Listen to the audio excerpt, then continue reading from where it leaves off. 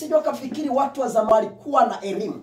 Katika kalikurasi zao, katika masomo yao, palikuwepo na somo special ambalo lilikuwa ni somo la nyakati. Unajifunza. Leo sisi tunajifunza habari ya nzi ana miguu mingapi. Wale wanakimbizana. Na ndio maana ukienda katika masomo ya Marekani kuna somo linaitwa astrologers. Mambo ya kuangalia majira. Ndio maana unaona leo hii wanakuambia mvua itanyesha na inanyesha.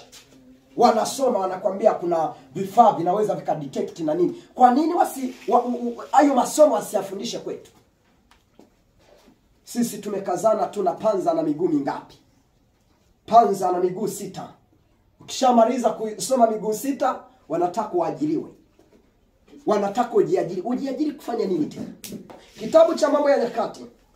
Mambo ya Nyakati sura ya 12, nataka tuangalie mstari wa 32. Biblia inasema, na wana wa Isakari, watu wenye akili za kujua nyakati, walikuwa na elimu specific kwa ajili ya nyakati. Na walipokuwa najua nyakati, hizi nyakati zilikuwa zinawasaidia nini? Hebu pata kusoma hapo. Biblia inasema walikuwa na akili za kujua nyakati, kuyajua ya wapasayo Israeli wayatende. Kwa hiyo elimu ya kujua nyakati inasaidia kujua ufanye kitu gani kwa wakati gani. Ufanye kitu gani kwa majira yapi. Leo hii tunafanya vitu kama tunagushi. Kwa nini? Kwa sababu tumekosa elimu ya nyakati. Ukisoma katika kitabu cha Mhubiri, nataka turudi hapo. Kitabu cha Mhubiri sura ya 3, mstari wa 1 anasema, kwa kila jambo lina majira. Kila kitu unachokiona, majira yanapobadilika na vitu vinatakiwa vibadilike. Ni majira yanayobadilika vitu vifate. Sio vitu vianze alafu majira yaende. Na ndio maana unapofanya vitu katika majira yasiyo sahihi, tayari unakuwa umejisubject katika failure. Unakuwa umejiweka katika upande wa kushindwa. Kinachokufanya ushindwe ni nini? Majira. Unafanya kitu kinaweza kikawa ni kizuri, lakini kama majira sio sahihi, hicho kitu kina fail. Na ndio maana elimu ya kujua nyakati ni muhimu sana. Elimu ya kujua majira. Yesu, Biblia inasema, alilia kwa sababu ya watu kuona kwamba hawajui majira. Kwa sababu ya kuona watu katika nyakati Yesu alizokuwa naishi, alikuja kugundua hawa wana wa Iskari walikuwa wametupwa. Walikuwa watumiwi. Biblia inasema alipoitazama Yerusalemu aliililia. Kwa nini anasema right? Wangelijua yale ambayo yanawapasa kuyafanya. Kwa sababu majira yamesha change na hakuna mtu wa kuwajulisha kwamba majira yamebadilika. Tuangalie katika kitabu cha Luka. Luka sura 19 mstari wa 41. Nataka upate kuona Biblia inazungumzaje. Ninahitaji upate kufikiria. Fikiria ungelikuwa ni wewe, Yesu anakuja na gundua kwamba kuna majira ya kitu fulani unatakiwa kufanya, lakini hujajiandaa. Kuna faida za kujua nyakati. Kanisa lisipojua nyakati, kuna maandalizi halitafanya. Usipojua nyakati, kuna baadhi ya maandalizi hautafanya. Vitu vitakuwa vinakupata kwa ghafla. Vitakuwa vinakuja kana kwamba ni matukio ambayo hukuyajua.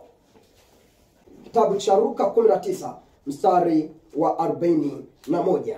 Biblia inasema, alipofika karibu aliona mji akaulilia. Yaani kati ya kitu ambacho, hebu fikiria, uko na Yesu mnatembea, anafika katika mji, anautazama alafu anaanza kulia. Kinachomfanya alie ni nini? Kuna watu wengi Yesu anawalilia, si kwamba anawalilia kwa sababu nyingine, anawalilia kwa sababu hawajui majira. Hawajatambua nyakati. Kuna nyakati ulizonazo, kuna nyakati ambazo uko nazo zinakuguide usifanye vitu fulani. Biblia inazungumza, inasema mashetani, kwenye ulimwengu wa mashetani, kati ya kitu anachofundisha ni nyakati. Biblia inasema shetani kama simba ngurumaye anazunguka huku na huku akitafuta, ana muda wa kupoteza. Anatafuta mtu wa kumeza kwa sababu anajua nyakati zake ni chache. Anajua muda wake wa kuketi, wa kuendelea na vitu anavyofanya ni mdogo. Ni Wakristo ambao wana muda wa kulala, wana muda wa kuamka, wana muda wa kula na kunywa, hawana muda wa kujua ni kitu gani kinatakiwa kifuate. Ukiona mtu hakimbizani, anapata muda wa kupiga umbea, anapata muda wa kusema majungu, anapata muda wa kuketi kwa jirani na kumsengenya mwenzake, jua ni mjinga katika swala la nyakati. Hana fahamu katika swala la nyakati. Biblia inasema mstari wa 41, alipofika karibu aliona mji akaulilia akisema, raiti ungelijua hata wewe katika siku hii yapasayo amani, lakini sasa amefichwa machoni pako. Mstari wa 43, kwa kuwa siku zinakuja. Hapa anazungumza juu ya nyakati, kwamba kuna mambo alitakiwa kujua, afanye maandalizi ili nyakati fulani zinapokuja awe aware, asipate kushindwa katika hizo nyakati. Lakini hizo nyakati zimefichwa. Biblia inazungumza, inasema mstari wa 43, kwa kuwa siku zinakuja adui zako atakapokujengea boma ili likuzunguke, watakuzingira na kukuhusuru pande zote. Mstari wa 44, watakuangusha chini wewe na watoto wako ndani yako, wasikuachie jiwe juu ya jiwe, kwa sababu ukutambua majira ya kujiliwa kwako. Kwa hiyo haya yote yanamtokea huyu mtu, yanaitokea huyu mji, ni kwa sababu akujua nyakati. Somo la nyakati ni muhimu. Hebu jaribu kufikiri, ungelikuwa unajua nyakati ambapo hao maadui watakuja. Ungelikuwa unajua, una uwezo wa kutazama katika ulimwengu mwingine wa roho, kujua maadui wanakupangia nini. Uwe na hakika kabisa ungelijiandaa ipasavyo kuhakikisha kwamba wakuangushi chini, kuhakikisha kwamba wakuui, kuhakikisha kwamba wakufanyii kile wanachotaka kufanyia. Lakini tumekosa elimu ya nyakati. Biblia inasema walikuwepo wana wa Isakari waliokuwa na akili special, walikuwa wamespecialize katika fakati ya nyakati. Walikuwa wanaweza kujua nyakati. Ungelikutana wana wa Isakari, wangelikwambia kitu cha kufanya, wangelikwambia kitu gani ufanye.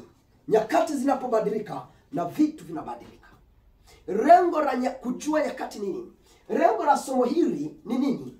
Ninakufundisha ili upate kufanya maandalizi juu ya nyakati zinazokuja. Ukisikia mwanafunzi au walimu anatangaza kwamba patakuwepo na mitihani, patakuwepo na testi wiki ijayo, lengo lao ni nini? Lengo sio mwanafunzi afeli, ila ni lengo la mwanafunzi afanye maandalizi ya kutosha, ili anapokabiliana na ile mitihani, kila kitu kinachohitajika au anakijua. Lengo la Mungu kukufundisha somo la nyakati sio kwamba uferi. Lengo la Mungu kukufundisha somo la nyakati ni kufanya maandalizi, ili kitu chochote kinapokuja kisije kikakukuta kana kwamba hauna taarifa.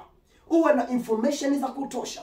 Uwe na kitu. Fikiria hawa Yerusalemu wangelijua majira. Biblia inasema right, wangelijua majira ya wapasayo amani. Wangelijua kwamba hizi nyakati za kujua kwao. Kitu gani ambacho kingefanya? Bila shaka wangeliandaa kila kifaru kinachohitajika. Bila shaka wangelihakikisha wanaandaje majeshi yao. Lakini Biblia inasema yamefichwa. Walikuwa wanafurahi, walikuwa wanashangilia, walikuwa wanasherekea. Kumbe kuna majira ambayo ni majira ya wao kuingia katika vita.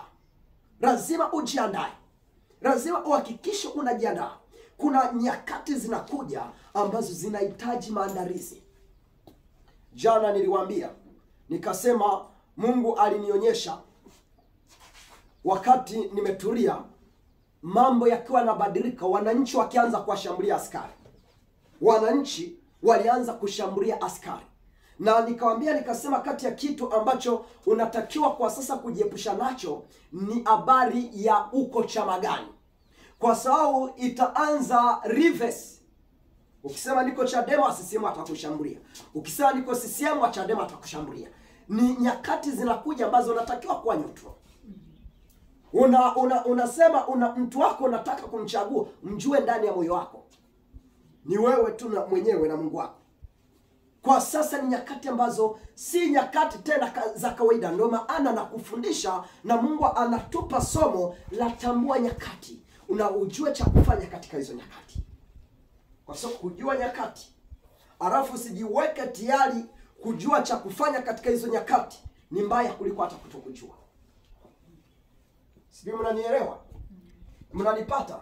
Yeah. Lazima upate kujifunza juu ya somo la nyakati. Ninataka upate kujua, upate kuelewa juu ya somo la nyakati. Tuangalie katika kitabu cha Mhubiri sura ya 3. Kitabu cha Mhubiri sura ya 3 mstari wa 1 mpaka wa 8 pale. Upate kuona. Biblia inasema kila jambo lina majira yake. Kumaanisha katika jambo fulani lazima upate kufanya maandalizi. Kitabu cha Mhubiri sura ya 3. Mhubiri sura ya 3. Tupate kufika hapo. Mstari wa 1 mpaka wa 8. Kitabu cha Mhubiri sura ya 3 mstari wa 1 mpaka wa 8. Biblia inazungumzaje? Inasema kwa kila jambo kuna majira yake. Kumaanisha majira ndiyo yanayotakiwa yaamue kitu gani ufanye. Majira ndiyo yanatakiwa yaamue una jambo unataka kulifanya, lakini kwenye majira gani? Kwenye majira gani? Unapochanganya majira unachanganya maisha yako mwenyewe. Hata huduma, nataka kufanya huduma majira fulani. Musa kati ya kitu kilichomletea shida, alianza huduma kabla ya majira. Kilichotokea ni kwamba ilikuwa ni miaka 40 ya kukaa jangwani. Ndoa inaweza ikawa machangamoto ziki ukiingia kwenye ndoa kabla ya muda. Ukiingia kitabu cha wimbo ulio bora, ukikisoma nasema enyi mabinti wa Yerusalemu, ninawasihi sana msiamshe mapenzi kabla wakati wake. Kuna mabinti unakuta usiku kucha kako kanachatia. Unaingia kwenye mahusiano kabla wakati, utajuta. Utajuta. Unajiweka katika position ya Mungu kukufutia hatima yako ya ndoa. Mapepo kukufutia. Na ndio maana unaona leo hii ndoa nyingi hazikai. Mabinti anaolewa leo, kesho yuko nyumbani. Ni aibu, ni laana kuona mtu anaolewa anarudi nyumbani. Kwa nini? Ulianza vitu kabla ya majira. Unakuja kufika majira yenyewe hata ujui nani ni sahihi na nani sio sahihi. Nani wa kwako na nani sio wa kwako. Kwa so watu wengi, watu hawajapata kusoma. Unapozini na mtu, Biblia inasema tayari umeunganishwa naye. Aliyeungwa na kahaba ni mwili mmoja pamoja naye. Kwa hiyo unapounganishwa naye, inapofika sehemu ya kuja kupata mtu aliyesa, nafsi zote zile zinakuwa zinajipanga msururu. Na ndio maana kama unaweza kumfundisha mtoto wako, unatakiwa kumfundisha juu ya kujua majira. Majira fulani. Kama ni majira yake ya kusoma, concentrate na elimu. Kama ni majira yake ya kuanzisha kitu fulani, concentrate na hayo. Mtu mmoja anaitwa Suleiman akasema, na wasihi mabinti wa Yerusalemu, msijaribu kuchochea mapenzi kabla wakati wake. Yatawasumbua, yatawatesa. Lazima upate kujua majira. Biblia inazungumza kitu gani? Kitabu cha Mhubiri, nataka upate kusoma sura ya 3 mstari tuanzia kwanza. Anasema kwa kila jambo kuna majira yake, na wakati wa kila kusudi chini ya mbingu, wakati wa kuzaliwa na wakati wa kufa. Kumaanisha wakati wa kuzaliwa mama anatakiwa ajiandae kwa ajili ya wakati huo. Ukiona mama ni mjamzito, alafu hajafanyi maandalizi yoyote juu ya kujifungua kwake, jua ni mchinga. Kwa so majira, kujua majira kuna kusaidia wewe kufanya maandalizi. Ukiona mwanafunzi anaambiwa ni majira mtihani alafu anaishi tu afanye maandalizi ajiandae vyema, ni mchinga. Majira, kazi ya majira ni kukuandaa kufanya maandalizi. Biblia inasema kuna majira ya kuzaliwa, kuna majira ya kufa. Kuimaanisha maadamu umezaliwa unatakiwa pia kufanya maandalizi. Unatokaje hapa duniani? Unaacha alama gani hapa duniani? Kuna watu wanaishi kama wanyama. Hata akifa hakuna mahali anajulikana. Hakuna chochote anachokiacha. Anakufa kama mzururaji. Mtu mmoja akasema kuna watu wengi wako Dar es Salaam huko wanazurura. Yuko Dar es Salaam hakuna kitu anachokifanya. Yuko tu anaishi maisha ya kuuza kachori. Nauza kachori anapata 200, anashinda stendi, wanampa 100. Wewe 100 iliwahi kumfanya mtu aishi zaidi ya kuwa mwizi? Tunatengeneza kizazi cha wezi nakwambia. Naona ruhusu kabisa, unaweza ukashangaa una mtoto anasema mimi napenda kuwa mpiga debe pale sokoni. mpiga debe ambaye apiga debe apewe 200. 200 waigawane watu 5. Kila mtu atapata shingapi? Alafu baada ya hapo anasema atatoa maisha. Usitengeneze kizazi cha namna hiyo. Lazima uhakikishe kwamba unamwandaa mtoto kwamba as long as amezaliwa anatakiwa kuacha impact katika hii dunia. Anatakiwa kuacha vitu. Hivi vianja vimewekwa kwa ajili ya kina nani? Watoto wako. Anatakiwa kununua. Mtengenezee mentality kwamba yeye ni mkombozi wa familia. Yeye ni mkombozi, amezaliwa kukomboa. Amezaliwa kutawala. Watoto wa wenzenu wanazaliwa wakiwa wanaambiwa wanafundishwa elimu ya siasa. Nakuta katoto ni kadogo lakini tayari kanafundishwa siasa. Lengo nini? Ili kamuongoze mtoto wako. Nifundishe mtoto wako kwamba hakuna cha bure katika hii dunia. Majira yalishabadilika. Yale vitu vya msaada yalishaisha. Sio, unanielewa? Mfundishe kwamba kila alichonacho ni mtaji kwa ajili ya maisha yake. Kila alichonacho ni mtaji wa maisha yake. Hakuna kitu cha bure, nothing tunakitoa for granted, akipo. Sasa wewe ubaki tu unawafundisha watu nyakati za mabibi zako ambazo watu walikuwa wanakwenda wanaomba chakula wanapewa bure. Leo hii unakufa anakuona hakuna anayekupa chakula. Mjawahi kusikia watu wanazimia njiani, watu wanamwaga vyakula huko na hakuna anayewapa? Wafundisha watoto kupambana. Majira ndiyo yanayoamua ufanye kitu gani. Usipokuwa na elimu juu ya majira, tayari wewe unakuwa umejitengeneza kufeli.